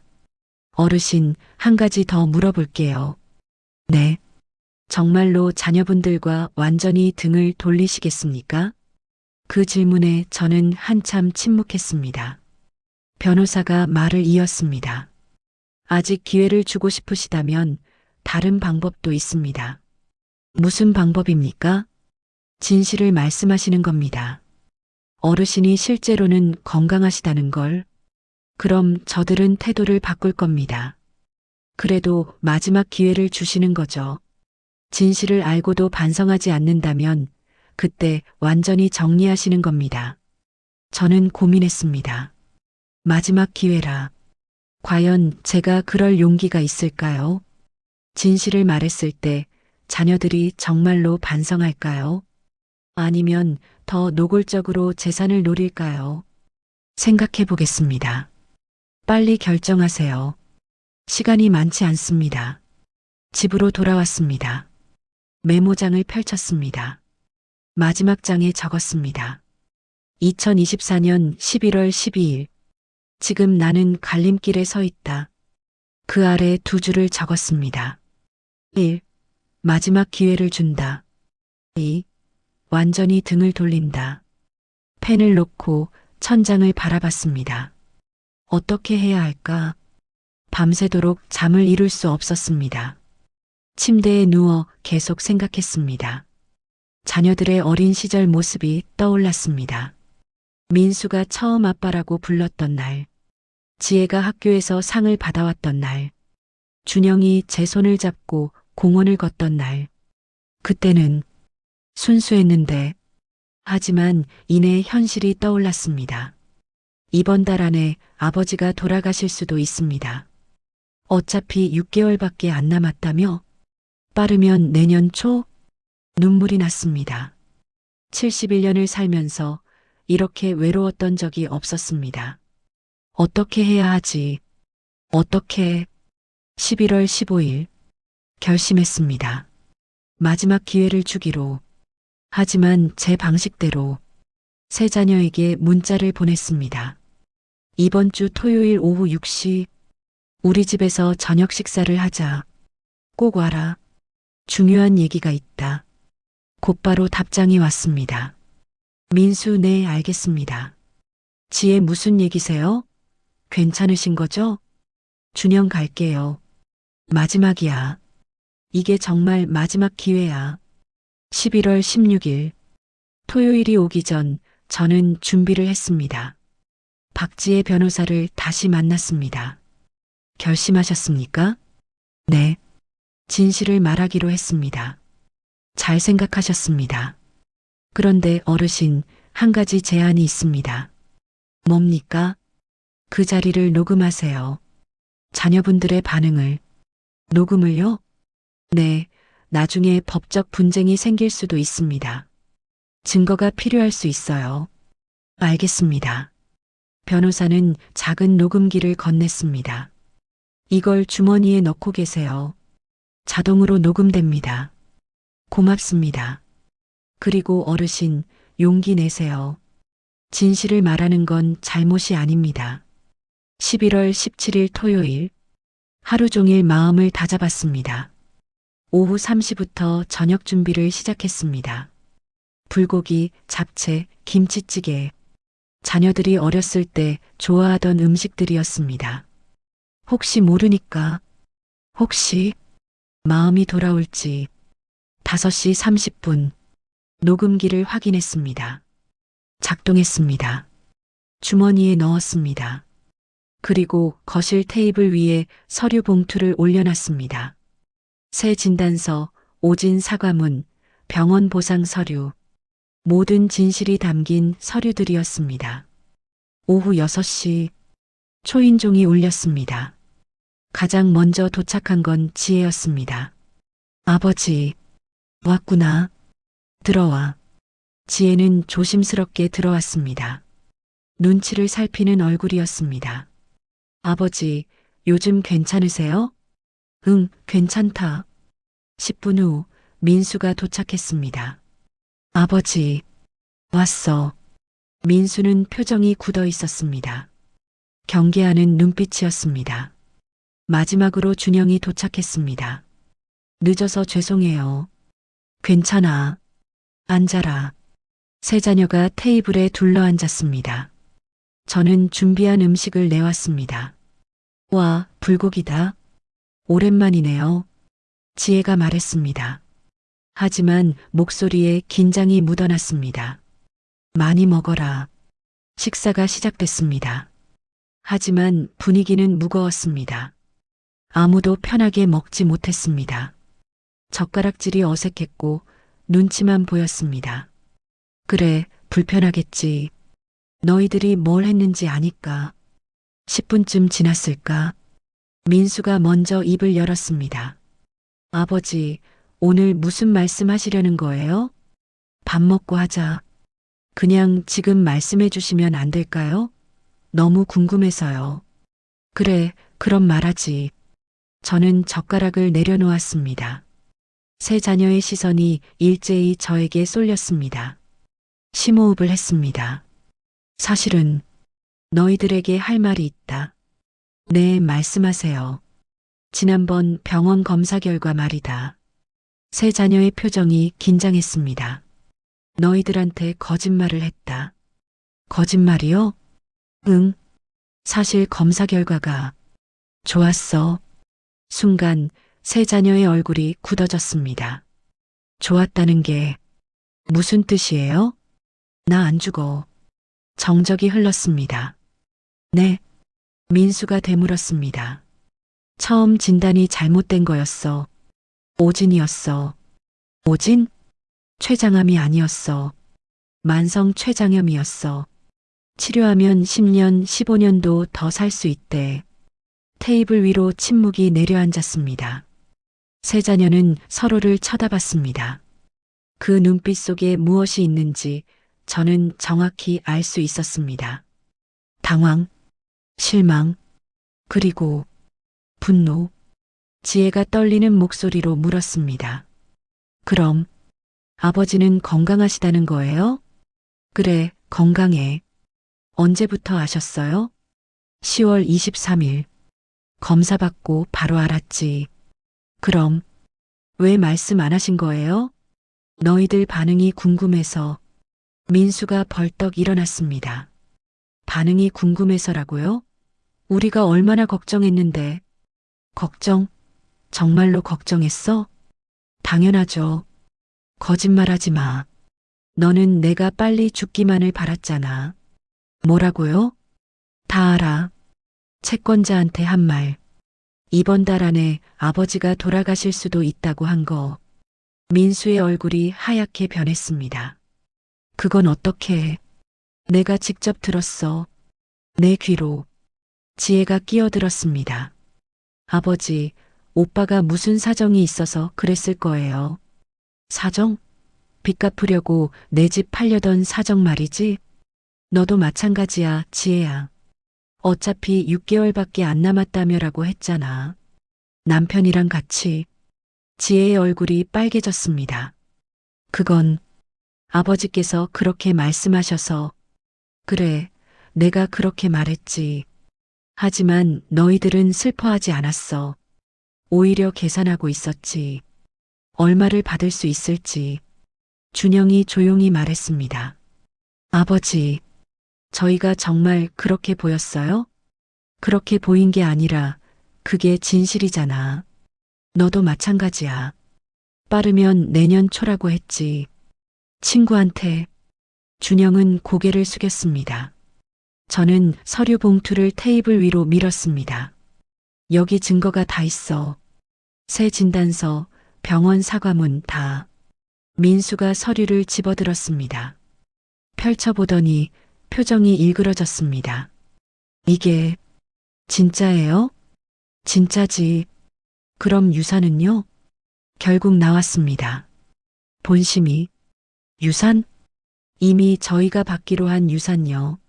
아, 그거. 이미 회수했어. 뭐라고요? 은행 계좌 다 해지했어. 새 계좌로 옮겼지. 민수가 버럭 소리를 질렀습니다. 그게 무슨 짓이에요? 이미 법적으로 저희 거잖아요. 법적으로 너희 거라고? 그럼 이건 어떻게 설명할 거야? 저는 또 다른 서류를 꺼냈습니다. 상속계약서. 이 계약서 봤어? 피상속인이 사망하기 전에도 상속인은 재산 처분권을 갖는다는 조항. 이게 뭐야? 그건 세금 절감을 위해서. 거짓말. 너희들이 내가 살아있을 때 내 재산을 마음대로 쓰려고 만든 조항이지. 지혜가 울먹였습니다. 아버지, 오해세요. 우리는 정말 오해가 아니야. 나는 다 봤어. 다 들었어. 너희들의 진짜 모습을. 준영이 말했습니다. 그래도 저희는 아버지 자식이잖아요. 자식? 저는 쓴웃음을 지었습니다. 자식이라는 게 이런 거야? 아버지가 죽기만을 기다리는 게? 저희는 그런 적 없어요. 그럼 왜 연락을 끊었어? 왜 병원에 한 번도 안 왔어? 왜 나를 정신병자로 만들려고 했어? 세 자녀는 아무 말도 하지 못했습니다. 저는 계속 말했습니다. 너희들은 내가 6개월밖에 못 산다고 생각했을 때 어떻게 했어? 반찬 한 번 제대로 가져온 적 있어? 병원 한 번 같이 간 적 있어? 바빠서가 아니야. 관심이 없었던 거지. 이미 유산을 받았으니까 나는 필요 없었던 거야. 민수가 주먹을 쥐었습니다. 아버지, 그럼 어쩌자는 겁니까? 저희한테 뭘 원하세요? 원하는 거? 저는 천천히 일어났습니다. 아무것도 안 오네. 이제는 그게 무슨 너희들한테 마지막 기회를 주려고 오늘 이 자리를 만들었어. 진실을 말하고 너희들이 어떻게 반응하는지 보려고. 근데 봤어. 너희들은 내 건강을 기뻐하지 않았어. 오히려 당황했지. 유산 걱정부터 했고 세 자녀는 할 말을 잃었습니다. 저는 마지막 서류를 꺼냈습니다. 상속 취소 통보서. 이건 상속 취소 통보서야. 내일부터 효력이 발생해. 그건 안 돼요. 민수가 소리쳤습니다. 이미 법적으로 처리된 건데 일방적으로 취소할 수 없어요. 할 수 있어. 변호사 통해서 다 확인했어. 아버지, 제 빚은 어떻게 하라고요? 내 빚은 내가 갚아. 이게 무슨. 그리고 이 집도. 저는 잠시 말을 멈췄습니다. 이 집도 너희들한테 안 줄 거야. 지혜가 울음을 터뜨렸습니다. 아버지, 저희가 그렇게 밉습니까? 밉지 않아. 그냥 실망했어. 저희한테 기회를 주세요. 다시 잘할게요. 기회는 이미 많이 줬어. 6개월 동안. 준영이 말했습니다. 그럼 우리는 어떻게 살라고요? 너희들 알아서 살아. 이제 나도 내 인생 살 거야. 민수가 테이블을 내리쳤습니다. 이건 너무하잖아요. 평생 아버지 모시고 산 우리한테. 평생 모셨다고? 저는 민수를 똑바로 바라봤습니다. 지난 6개월 동안 너희들이 뭘 했는데 모셨다고 그래? 병원 한 번 안 왔잖아. 전화 한 통 제대로 안 했잖아. 반찬 하나 안 가져왔잖아. 그건 됐어. 더 이상 변명 듣고 싶지 않아. 저는 현관문을 열었습니다. 나가라. 아버지, 나가라고 했어. 제 목소리가 떨렸습니다. 세 자녀는 서로를 바라봤습니다. 민수가 먼저 일어났습니다. 좋습니다. 가죠. 하지만 아버지, 후회하실 겁니다. 후회는 내가 할게. 민수가 문을 나섰습니다. 지혜는 울면서 말했습니다. 아버지, 정말 저희를 용서 못 하시는 거예요? 지혜야. 네. 너는 내가 죽는다고 했을 때 단 한 번이라도 내 손을 잡아준 적 있니? 없잖아. 그게 답이야. 지혜도 문을 나섰습니다. 마지막으로 준영이 말했습니다. 아버지, 저는 죄송해요. 처음으로 나온 사과였습니다. 하지만 너무 늦었습니다. 알아. 근데 미안하다는 말로 다 되는 건 아니야. 준영도 고개를 숙이고 나갔습니다. 문이 닫혔습니다. 텅 빈 거실. 저는 소파에 주저앉았습니다. 온몸에 힘이 빠졌습니다. 녹음기를 꺼냈습니다. 아직 작동하고 있었습니다. 정지 버튼을 눌렀습니다. 이제 끝이구나. 메모장을 꺼냈습니다. 마지막 장에 적었습니다.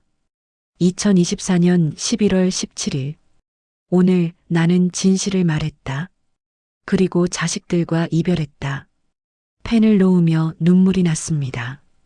71년을 살면서 이렇게 큰 결단을 내린 적이 없었습니다. 테이블 위에는 차가워진 불고기가 남아 있었습니다. 아무도 제대로 먹지 않은 음식들. 이게 마지막 만찬이었구나. 휴대폰이 울렸습니다. 박지혜 변호사였습니다. 어르신, 어떻게 되셨어요? 끝났습니다. 많이 힘드셨죠? 네. 잘하셨습니다. 용기 내셔서 고맙습니다. 전화를 끊고 저는 창밖을 바라봤습니다. 밤하늘에 별이 떠 있었습니다. 이제 뭘 해야 하지? 자녀들과의 인연을 끊었습니다. 재산도 지켰습니다. 그런데 왜 이렇게 공허할까요? 이게 맞는 걸까? 하지만 돌이킬 수는 없었습니다. 이미 결정했으니까. 11월 18일 일요일. 아침 햇살이 거실로 들어왔습니다. 어젯밤 한숨도 자지 못했습니다. 소파에 앉아 밤새 생각했습니다. 이제 어떻게 살아야 하지? 휴대폰을 확인했습니다. 부재중 전화 27통, 문자 메시지 43개, 모두 자녀들에게서 온 것이었습니다. 민수 아버지, 다시 생각해 주세요. 제가 잘못했습니다. 한 번만 더 기회를 주세요. 지혜 아버지 용서해 주세요. 저희가 정말 잘못했어요. 제발 연락 받아주세요. 준영 아버지, 죄송합니다. 다시 만나서 얘기할 수 있을까요? 제가 너무 철이 없었습니다. 모두 읽었지만 답장하지 않았습니다. 이미 늦었어. 기회는 충분히 줬어. 오전 10시, 박지혜 변호사에게 전화를 걸었습니다. 어르신, 주무셨어요? 아니요, 한숨도 못 잤습니다. 많이 힘드시죠? 그래도 잘 버티셨어요. 선생님, 이제 어떻게 해야 합니까? 일단 당분간 연락을 끊으세요. 자녀분들이 계속 연락할 텐데 받지 마시고요. 알겠습니다. 그리고 혹시 생각해 보신 게 있으세요? 앞으로의 계획 같은 거 아직은 없습니다. 천천히 생각하세요. 어르신께는 시간이 많으니까요. 그 말에 가슴이 먹먹했습니다. 그래, 나는 이제 10년, 15년을 더 살 수 있어. 하지만 그 시간을 어떻게 채워야 할지 막막했습니다. 오후 2시, 초인종이 울렸습니다. 인터폰 화면을 확인했습니다. 민수였습니다. 혼자가 아니었습니다. 지혜와 준영도 함께 있었습니다. 아버지, 문 열어주세요. 저는 인터폰을 켰습니다. 돌아가라. 할 말 없다. 아버지, 제발이요. 한 번만 더 얘기해요. 어제 다 끝났어. 아버지, 저는 인터폰을 껐습니다. 하지만 그들은 가지 않았습니다. 1시간 넘게 문 앞에서 기다렸습니다. 결국 저는 문을 열었습니다. 뭐 하는 거야? 가라고 했잖아. 민수가 무릎을 꿇었습니다. 아버지, 죄송합니다. 정말 잘못했습니다. 지혜도 따라 무릎을 꿇었습니다. 아버지, 용서해 주세요. 저희가 너무 못됐어요. 준영도 마찬가지였습니다. 아버지, 저희한테 한 번만 더 기회를 주세요. 복도를 지나던 이웃들이 쳐다봤습니다. 이렇게까지. 하지만 제 마음은 움직이지 않았습니다. 일어나. 창피하게. 용서해 주실 때까지 안 일어나겠습니다. 민수야. 네. 너 지금 진심으로 미안해서 그러는 거야? 아니면 유산 때문에 그러는 거야? 순간 민수의 표정이 굳었습니다. 진심입니다. 거짓말. 너 눈빛 보면 알아. 아직도 재산 생각하고 있잖아. 아버지. 됐어. 이제 그만 가. 너희들 보기 싫다. 저는 문을 닫으려 했습니다. 지혜가 문을 잡았습니다. 아버지, 그럼 저희는 어떻게 살라고요? 너희들 알아서 살아. 나도 내 인생 살 거야. 아버지도 너무하세요. 저희가 그렇게 밉습니까? 밉지 않아. 그냥 더 이상 상관하고 싶지 않을 뿐이야. 문을 닫았습니다. 밖에서 울음소리가 들렸습니다. 하지만 저는 돌아서지 않았습니다. 이제 정말 끝이야. 11월 20일. 자녀들의 연락이 끊겼습니다. 아마 포기한 것 같았습니다. 저는 홀로 집을 정리하기 시작했습니다. 30년을 살았던 이 집. 이제 떠날 때가 된 것 같았습니다. 새로 시작하자. 완전히 새롭게. 부동산에 전화를 걸었습니다. 집을 팔려고 하는데요. 네, 언제 방문하시겠어요? 내일 가능할까요? 네, 가능합니다. 11월 21일. 부동산 중개인이 집을 둘러봤습니다. 위치가 좋네요. 재개발 예정 지역이라 가격이 괜찮게 나올 겁니다. 얼마 정도 받을 수 있을까요?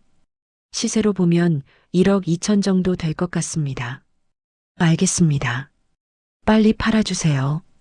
금매로 내놓으시는 거예요? 네, 빠를수록 좋습니다. 11월 25일. 집이 팔렸습니다. 예상보다 빨랐습니다.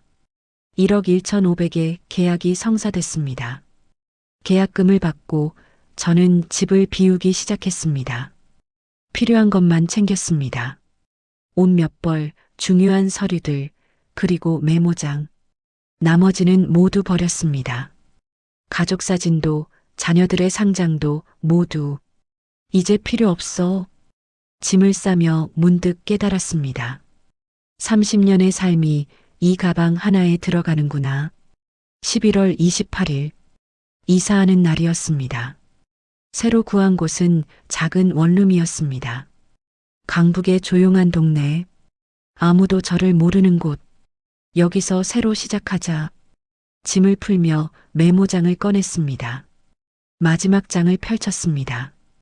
2024년 11월 28일. 오늘 나는 새로운 삶을 시작한다. 그리고 이어서 적었습니다. 자녀들과의 인연을 끊었다. 힘들었지만 후회는 없다. 펜을 잠시 멈추고 생각했습니다. 정말 후회가 없을까? 솔직히 말하면 가슴 한편이 무너지는 것 같았습니다. 하지만 이것이 제가 선택한 길이었습니다. 앞으로 남은 시간을 나를 위해 살겠다. 12월 초. 새로운 일상이 시작됐습니다. 아침에 일어나 산책을 했습니다. 근처 공원을 걸으며 새들의 지저귐을 들었습니다. 이런 게 있었구나. 여유라는 게. 평생 자녀들을 위해 일만 하다가 처음으로 저를 위한 시간을 가졌습니다. 도서관에 가서 책을 읽었습니다. 젊었을 때 읽고 싶었지만 못 읽었던 책들. 이제는 시간이 있어. 평생교육원에 등록했습니다. 서예 수업을 들었습니다. 붓을 잡고 한 글자 한 글자 쓰며 마음이 차분해졌습니다. 이게 힐링이구나. 12월 중순. 수업에서 만난 사람들과 친해졌습니다. 비슷한 또래의 어르신들이었습니다. 성우 씨, 글씨 참 잘 쓰시네요. 감사합니다. 혼자 사세요? 네, 혼자 살아요. 자녀분들은요? 그 질문에 잠시 망설였습니다. 연락을 안 해요. 아이고, 요즘 젊은 애들이 다 그렇죠. 바빠서 그런 거예요. 그렇죠. 거짓말이었지만 굳이 진실을 말할 필요는 없었습니다. 수업이 끝나고 몇 명이 저녁 식사를 제안했습니다. 우리 같이 저녁 먹을래요? 좋습니다. 작은 식당에서 삼겹살을 먹었습니다. 자녀들과 마지막으로 먹으려 했던 그 음식. 하지만 이번에는 달랐습니다. 편안했습니다. 눈치 볼 필요도 없었고 숨길 것도 없었습니다. 성우 씨, 혼자 사시는데 외롭지 않으세요? 처음엔 외로웠는데 이제는 괜찮아요. 그래도 자식들이 있으면 좋잖아요. 꼭 그런 건 아닌 것 같아요. 그날 밤 집으로 돌아오며 생각했습니다. 외롭지 않다는 건 거짓말이야. 여전히 외로워. 하지만 예전의 외로움과는 달랐습니다. 예전에는 자녀들에게 버림받은 외로움이었다면 지금은 혼자이기 때문에 느끼는 자연스러운 외로움이었습니다. 이 정도면 괜찮아. 12월 말 크리스마스가 다가왔습니다. 거리에는 캐럴이 흘렀고 사람들은 선물을 사러 분주했습니다. 저는 혼자 카페에 앉아 창밖을 바라봤습니다. 가족들과 함께 걷는 사람들이 보였습니다. 아버지가 아이의 손을 잡고 걷고 어머니가 웃으며 따라가는 모습. 나도 저랬었는데 문득 자녀들이 어렸을 때가 떠올랐습니다. 민수가 제 등에 엎여 좋아하던 모습. 지혜가 제 손을 꼭 잡고 아빠 사랑해라고 했던 순간. 준영이 처음 자전거를 탔을 때 뿌듯해하던 표정. 그때는 행복했는데 눈물이 날 것 같았습니다. 하지만 참았습니다. 이미 끝난 일이야. 돌아갈 수 없어. 휴대폰을 꺼냈습니다. 자녀들의 번호가 여전히 저장되어 있었습니다. 삭제할까 고민했습니다. 하지만 누르지 못했습니다. 아직은 아닌 것 같아. 12월 31일. 한 해의 마지막 날이었습니다. 원룸 창문을 열고 밖을 바라봤습니다. 사람들이 새해를 맞이하기 위해 거리로 나왔습니다. 저는 혼자 방에 앉아 메모장을 펼쳤습니다.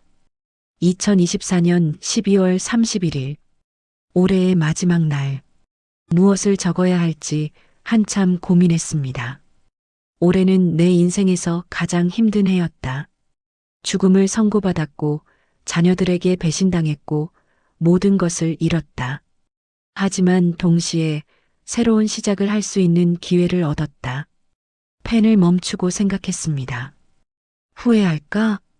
솔직히 말하면 가끔 후회되었습니다. 그냥 모른 척하고 자녀들과 지냈다면 어땠을까? 외롭더라도 가족이 있다는 위안이라도 가질 수 있지 않았을까? 하지만 이내 고개를 저었습니다. 아니야. 그건 진짜 삶이 아니야. 거짓으로 유지되는 관계는 의미가 없었습니다. 차라리 혼자라도 진실되게 사는 게 나았습니다. 메모장에 마지막 문장을 적었습니다. 나는 이제 나를 위해 산다. 누구를 위해서가 아니라 오롯이 나를 위해. 펜을 놓고 창밖을 바라봤습니다. 자정이 가까워지고 있었습니다. 곧 새해가 밝을 것입니다. 새로운 해, 새로운 시작. 폭죽 소리가 들렸습니다. 사람들의 환호 소리가 멀리서 들렸습니다. 저는 혼자 창가에 서서 밤하늘을 바라봤습니다. 새해 복 많이 받아, 김성우. 스스로에게 인사를 건넸습니다. 그리고 작게 중얼거렸습니다. 이제부터가 진짜 내 인생이야. 휴대폰이 울렸습니다. 화면을 확인했습니다. 친구 최동수였습니다. 성우야, 새해 복 많이 받아. 너도 동수야. 요즘 어떻게 지내? 괜찮아. 새로운 삶을 살고 있어. 그래, 잘 됐다. 힘들면 언제든 연락해.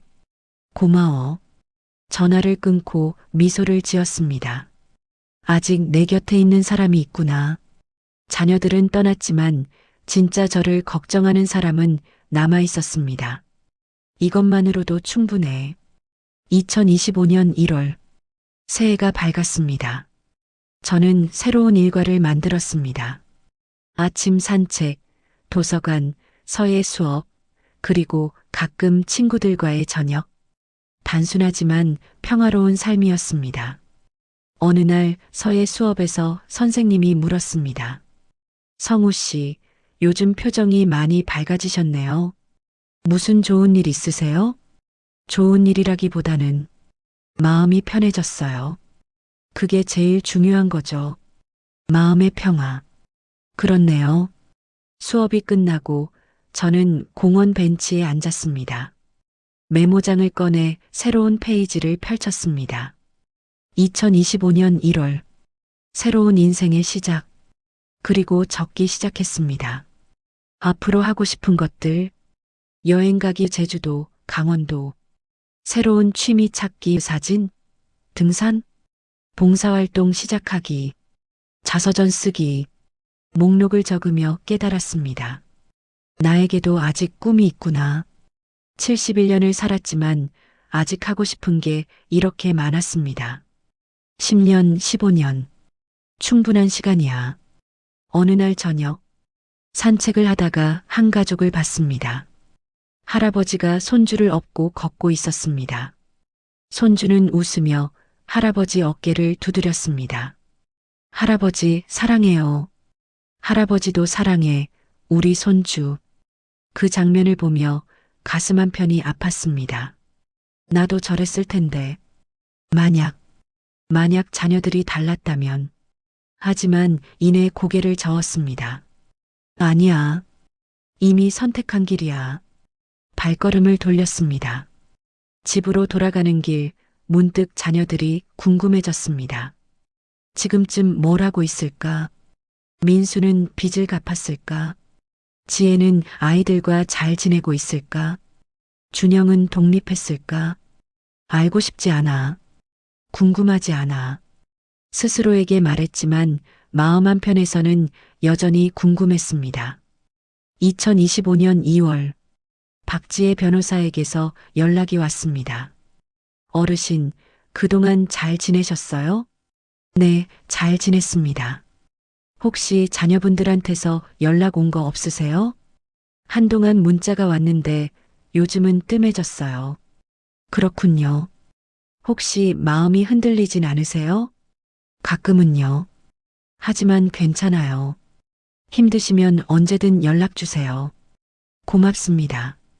전화를 끊고 저는 창밖을 바라봤습니다. 이제 봄이 가까워지고 있었습니다. 나무에 새싹이 돋아나기 시작했습니다. 나도 새로 시작하는 거야. 저 새싹처럼. 어느 날 밤, 잠이 오지 않아 메모장을 펼쳤습니다. 마지막 장을 넘기며 그동안 적어온 글들을 읽었습니다. 2024년 8월 14일, 시한부 선고를 받았다. 2024년 10월 23일, 오진이었다는 것을 알았다. 2024년 11월 17일, 자식들과 이별했다. 2025년 1월, 새로운 인생의 시작. 한 해도 안 되는 시간 동안 제 인생이 완전히 바뀌었습니다. 죽음에서 삶으로, 가족에서 홀로서기로. 이게 내 선택이었어. 메모장 마지막 여백에 적었습니다. 나는 후회하지 않는다. 힘들었지만 이것이 내가 선택한 삶이다. 자녀들과의 인연은 끊어졌지만 나는 여전히 살아있다. 그리고 앞으로도 나는 나답게 살아갈 것이다. 펜을 놓고 메모장을 덮었습니다. 창밖을 바라봤습니다. 밤하늘에 별이 총총했습니다. 외롭지만 자유로워. 슬프지만 평화로워. 혼자지만 온전해. 이것이 제가 선택한 삶이었습니다. 완벽하지 않지만 진실된 삶. 누군가를 위해서가 아니라 오롯이 저를 위한 삶. 이제 시작이야, 김성우. 저는 침대에 누워 눈을 감았습니다. 내일 아침이면 또 새로운 하루가 시작될 것입니다. 그리고 그 하루를 저는 제 방식대로 살아갈 것입니다. 자녀들 없이도, 혼자서도, 당당하게. 그로부터 몇 달 후, 김성우는 여전히 혼자였지만 외롭지 않았습니다. 서예 수업 친구들, 봉사활동에서 만난 사람들, 그리고 오래된 친구들, 진짜 자신을 걱정하는 사람들과 함께하며 그는 새로운 의미의 가족을 만들어가고 있었습니다. 자녀들과의 인연은 끊어졌지만 삶은 계속됐습니다. 그리고 그 삶은 그 어느 때보다 솔직하고 진실되었습니다. 71년을 살아온 한 남자, 죽음을 마주했다가 다시 삶을 돌려받은 남자, 가족에게 배신당했지만 스스로를 지켜낸 남자. 그는 이제 진짜 자신의 인생을 살고 있었습니다. 오늘의 이야기가 마음에 남았다면 댓글로 여러분의 의견을 남겨주세요. 다음 사연에서 또 만나요.